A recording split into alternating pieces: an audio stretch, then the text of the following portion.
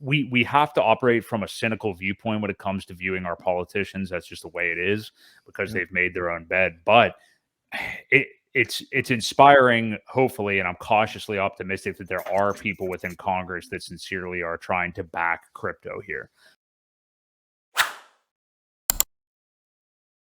I want to ask you this. So looking at some of the other people. So, okay, I want to talk about this Warren Davidson. So this guy's out of Ohio, Republican, of course, because what Democrat is going to support crypto? And I saw BitBoy say this the other day, who I'm not a fan of his theater either, to be honest. I'm just sick of him, and it's just kind of a me thing, I think. But he was talking about, this crypto shouldn't be bipartisan, but Democrats have made it bipartisan. And I agree, it shouldn't be bipartisan, but everything is partisan now in this world, and plain and simple, people on the right side of the aisle have said the things that show they're more in favor of freedom generally in terms of crypto, and people on the left, surprisingly, aren't. That's just kind of where we are. So these guys obviously are all going to be Republicans, but Warren Davidson out of Ohio was the latest to say and bring up what you just alluded to, Ewok, was this idea of ousting Gary Gensler. And I like this idea. It's not just about sacking Gensler because he's bad for everybody, but it's also about a whole new setup to make more of a panel that somebody reports to and not some singular entity, Mr. Burns, that, makes all the calls. So, what do you think of that? He's introducing some kind of legislation on it. I don't know if it will actually have any legs. I have no idea how far this could really go. But there is one thing is clear, regardless of anything now, I mean, we're a see and react and quick, get it in front of me and watch these quick videos. Like, that's just where we're all at now. And regardless of this legislation, everybody saw Gensler looking the way he looked and not answering questions and looking like shit, basically, on Twitter and all these other platforms yesterday. It's bad. It's really bad. It looks really bad. And I could definitely see him being out of a job in a matter of months, to be honest. I mean, it just looks really, really bad. So what do you think about this? What do you think about that proposition, though, by Warren Davidson? Well, I like it. Like I said earlier, I think it makes a lot more sense. You have a lot less collusion that way with one entity getting in with somebody like Gensler. I think we talked about this months ago when FTX went down, how Gensler was tied in with Caroline's dad from MIT. So we know there was favoritism there. It just eliminates a lot of that. When you get a board of several people making decisions, usually there's a lot more thought put into it. You don't have one iron fist ruler who a lot of times just, in Gensler's case, doesn't make sense. They're leaving things legalese to allow future, restrictions and different ways to shut things off that they may not like, or that they can't get their grubby little fingers into, with taxes or whatever it might be. So they do leave a lot of open-ended things. And that's one of the reasons why, like I said, I don't think he answers a lot of questions, because he doesn't want to paint himself into a corner for future whatever rulings that they might want to have. That's just, I do like the idea. I like the idea of getting him out of there as quickly as possible too, and get this rolling. Now with with everything being, Republican controlled at this point, I think that could possibly go through. Not everything. The House, anyway. Yeah. Well, yeah, the House, but I believe they're the ones that propose this stuff, right? Yeah, I believe so. We need a civics lesson. Yeah. Yeah. I just, it's all a show half the time anyway. So, but anyway, I digress. HexPassiveIncome.com. My friend Crypto Coffee has created what I think is probably the best course for a new cryptocurrency investor. Not only that, but these courses usually charge an arm and a leg. Crypto Coffee is only charging $200. I think right now he actually has a discount for $150. I have a link below in the description. If you are new to crypto, do not understand Hex and how it works, click the link below. It's a quick, easy course. He only gives you the basics.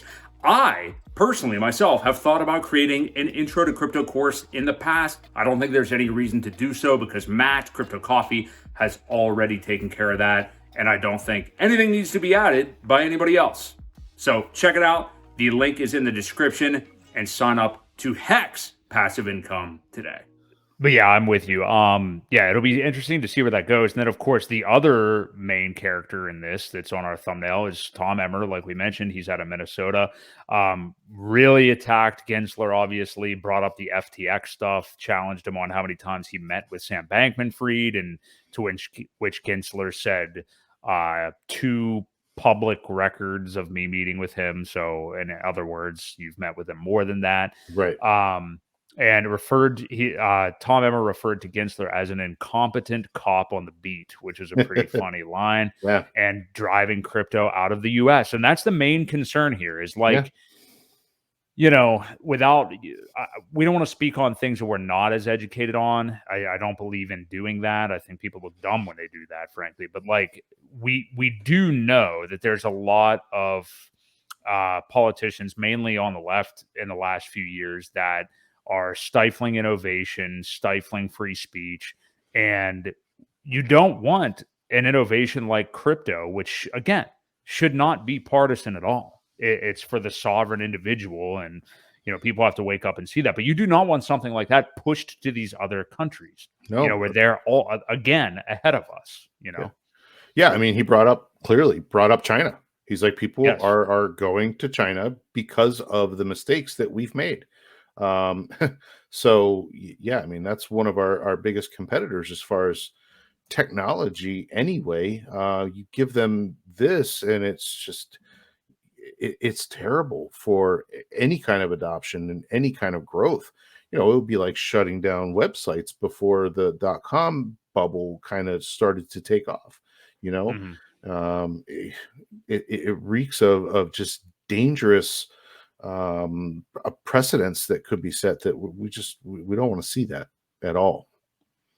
I agree. And I mean, in terms of driving, I had another point with driving crypto out of the US, but you don't want to see that happen. You would hope that our country would be a bastion of, I know what I was going to say, the Brian Armstrong Coinbase. And I don't know if you saw this, but the headline, I don't think totally matched what they were talking about, but they were exploring options abroad and looking at moving some of their stuff out of here because, why not? I mean, like, how many people do you see too? I mean, people that have really made it in crypto that are, fully retired, living off crypto, have no need to ever work again, living elsewhere or looking into living elsewhere just because of the tax code, right? The increasing just fear. Not that those people have to worry about, like, if you say the wrong thing at the job you work at, but just those kind of things as well.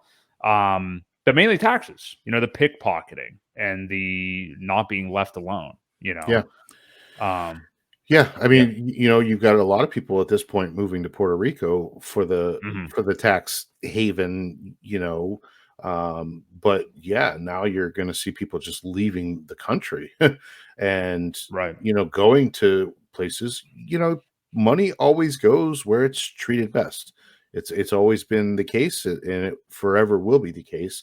And if they don't start treating it right, and embracing it rather than pushing it away, they're going to lose it all. So if Coinbase leaves the United States, look out. I mean, that could be a disaster. Right. Which, to be clear, I don't think that is something that's actually in the plans. But I do think they're looking into resources elsewhere, which they definitely should be doing as long as they don't get the support here. And, all we can do is, like you said, Ewok, I mean, like we have to operate from a cynical viewpoint when it comes to viewing our politicians. That's just the way it is because they've made their own bed. But it's inspiring, hopefully, and I'm cautiously optimistic that there are people within Congress that sincerely are trying to back crypto here. And I think Tom Emmer is one of them, and I think Warren Davidson has shown himself to be one as well. So there's a couple. There's a couple. What's the guy from Texas? He's even like surprised me. Ted Cruz has even supported somewhat. So I've heard that. I tend not to believe much of what he says, but I have heard what he said before.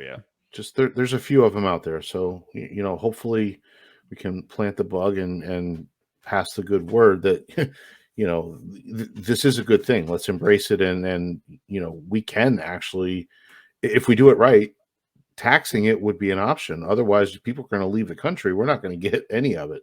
If they want to look at it at least that way, it could be major financial gains for the country that they would just be throwing out the window. So.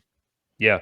And like Tom Emmer, I heard say a couple of weeks ago on a Bankless podcast when he was a guest, he, said elections have consequences, and that's a good thing to remember. So, vote for the side you feel like is offering you more freedom. So we're going to transition out of this, but the Gensler stuff was definitely fun. If you haven't seen some of the clips, just hit up Twitter and just type in Gensler and have some fun.